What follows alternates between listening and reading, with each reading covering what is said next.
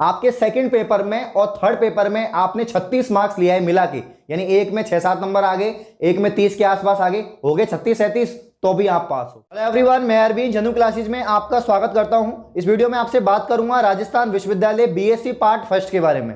BSc first year के जो students हैं उनके बारे में बताने वाला हूं कि उनके मिनिमम पासिंग मार्क्स उनको कितनी चाहिए, उनका पेपर पैटर्न किस तरीके से होता है, सभी सब्जेक्ट्स का कितनी यूनिट्स होती हैं, कितने यूनिट करें कि वो पास हो जाएं, साथ ही बैक कैसे लगती है, कितने नंबर कम आते हैं जिससे कि उनकी बैक लग जाती है, या ओवरऑल वो मतलब कि उनका मार्क्स का वितरण कैसे होता है, इस सभी टॉपिक्स पे चर्चा करने वाला हूं। तो पेशेंस बना के वीडियो को एंड तक देखते रहें, और जिसने अब तक चैनल को सब्सक्राइब नहीं किया गाइस, वो चैनल को सब्सक्राइब करें, बेल आइकन को प्रेस करें, जिससे आने वाली सभी वीडियो की नोटिफिकेशन आप तक पहुंच जाए। यहां पर मैं बात करूंगा सबसे पहले फिजिक्स सब्जेक्ट की, कि फिजिक्स सब्जेक्ट में आपको मिनिमम पासिंग मार्क्स कितने चाहिए, कितने पेपर होते हैं, क्या टाइमिंग होता है, इसके साथ कितनी यूनिट होती है। तो पहला क्वेश्चन है, आपके फिजिक्स में 3 पेपर होंगे, आपके paper first, paper second, paper third. Physics paper first में 4 यूनिट होती हैं, एक पेपर में 4 यूनिट, यानी आपका जो पेपर फर्स्ट है उसमें कितनी यूनिट होंगी, 4 यूनिट होंगी, और प्रत्येक पेपर में 4-4 यूनिट होंगी। ठीक है, उसके बाद मैं आपको बताऊंगा जो आपका फिजिक्स फर्स्ट का जो पहला पेपर है वो है आपका मैकेनिक्स और ऑसिलेशन वाला। इसमें कितने मार्क्स का आपका पेपर होगा, तो 33 मार्क्स का आपका पेपर होता है। कितने मार्क्स का होता है, 33 यानी 33 मार्क्स का आपका पेपर होता है। और यहां पर आपको मिनिमम कितने चाहिए, पासिंग मार्क्स 12 नंबर चाहिए। 33 में से आपको 12 नंबर चाहिए पास करने के लिए। तो अगर आपके एक पेपर में 33 में से 12 नंबर आ रहे हैं तो आप पास हो जाओगे। आपका जो फिजिक्स का सेकंड पेपर है वो होगा इलेक्ट्रोमैग्नेटिज्म, और ये आपका 33 मार्क्स का ही होगा।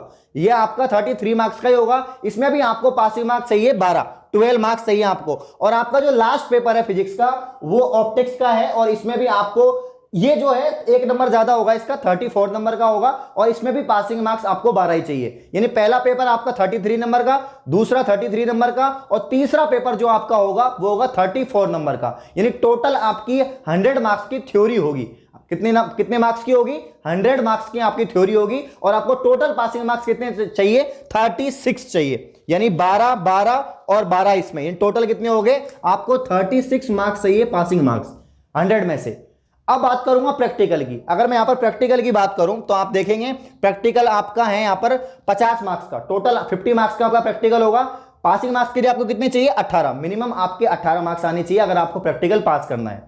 काफी बच्चों को पता नहीं होता, जब हम स्कूल से जब हम कॉलेज लाइफ में आते हैं, फर्स्ट ईयर के अंदर होते हैं, तो हमें पता नहीं होता कि यहाँ का पैटर्न क्या होता है, कितनी यूनिट्स होती हैं, कितने पेपर होते हैं। तो आप सभी को हेल्प के लिए सारी चीजें बता रहा हूं यहाँ पर। तो वापस से बता देता हूं, जो प्रैक्टिकल है यहाँ पर 50 नंबर का होगा, और आपको मिनिमम मार्क्स चाहिए 18 पास होने के लिए। मैं आपको बैक के बारे में बता देता हूं कि बैक कैसे लगती है। अगर आपके 2 सब्जेक्ट में आप क्लियर हैं, उसके 3 पेपर फर्स्ट सब्जेक्ट के, सेकंड के भी 3 पेपर आपके क्लियर है, लेकिन आपकी जो थर्ड सब्जेक्ट है, जैसे फिजिक्स हो गई थर्ड, तो आपके उसके तीनों पेपर में बैक लग गई, तीनों पेपर में आप पास नहीं हुए, तो कोई बात नहीं, आप सेकंड ईयर के अंदर वो पेपर दे सकते हैं वापस से फर्स्ट ईयर वालों के साथ में।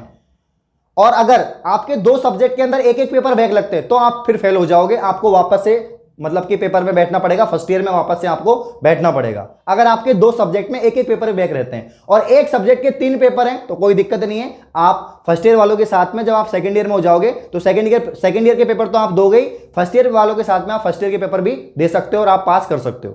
तो ये तो रहा बैक का मेथड। अब मैं यहां पर बात करूंगा आपसे केमिस्ट्री के बारे में। केमिस्ट्री में भी 3 ही पेपर होते हैं आपके, केमिस्ट्री फर्स्ट, सेकंड और थर्ड। आपके इनऑर्गेनिक, ऑर्गेनिक और फिजिकल केमिस्ट्री होती है, वही 34 मार्क्स के आपके पेपर होंगे। इसके अलावा आपको 12 नंबर चाहिए, यानी टोटल आपको 36 नंबर चाहिए 100 में से।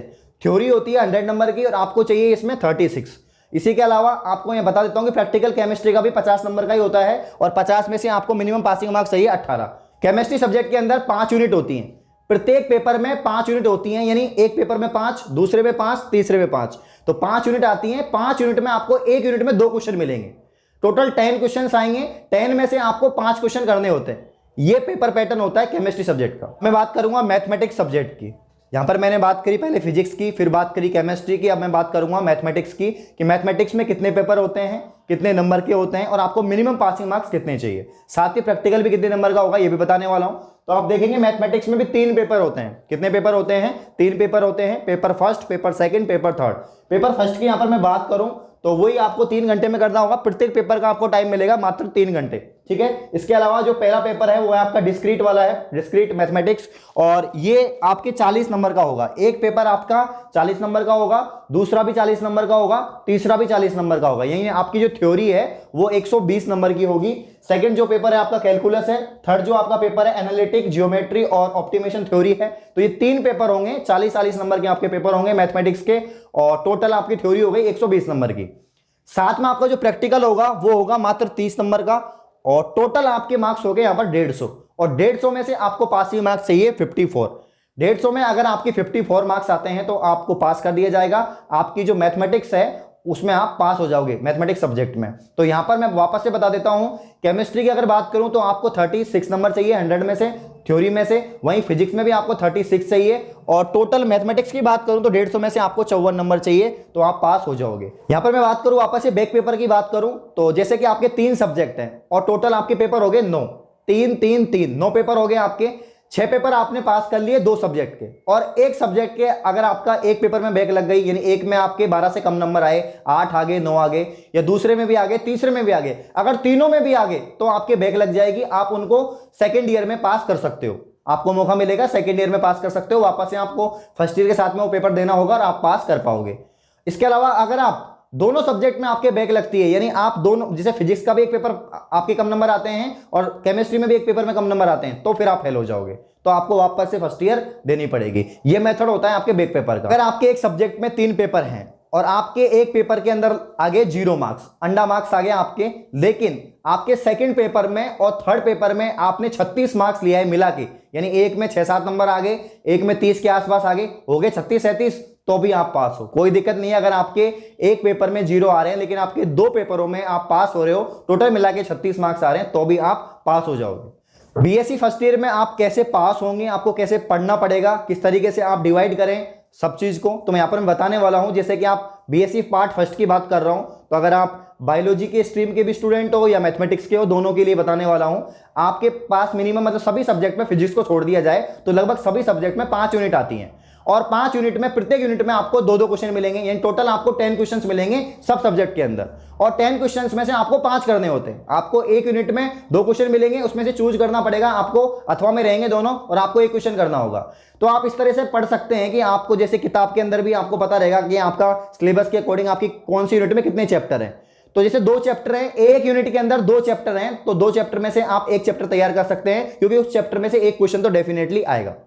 इस तरह से पढ़ सकते हैं। तो आप थोड़ा मतलब सेलेक्टिव पढ़ें और सेपरेट करके पढ़ें सारी चीजों को। इसके अलावा आप लास्ट ईयर के जो सोल्ड पेपर है उनका यूज करें। अगर आप उनका यूज कर रहे हैं तो आपको पेपर पैटर्न पता लगेगा, और साथ में आप देख पाएंगे किस तरह से आपको, मतलब कि क्वेश्चंस आते हैं, किस तरह से आपको पास होना है, लिखने का तरीका पता चलेगा, सारी चीजों को आपको पता लग जाएगा। साथ ही मैं बात करूं इस बार बीएससी फर्स्ट ईयर की एग्जाम कब होने वाली है, तो बीएससी फर्स्ट ईयर की जो एग्जाम है इस बार मार्च मंथ में होगी, तो आप अपनी तैयारियों में जुट जाएं।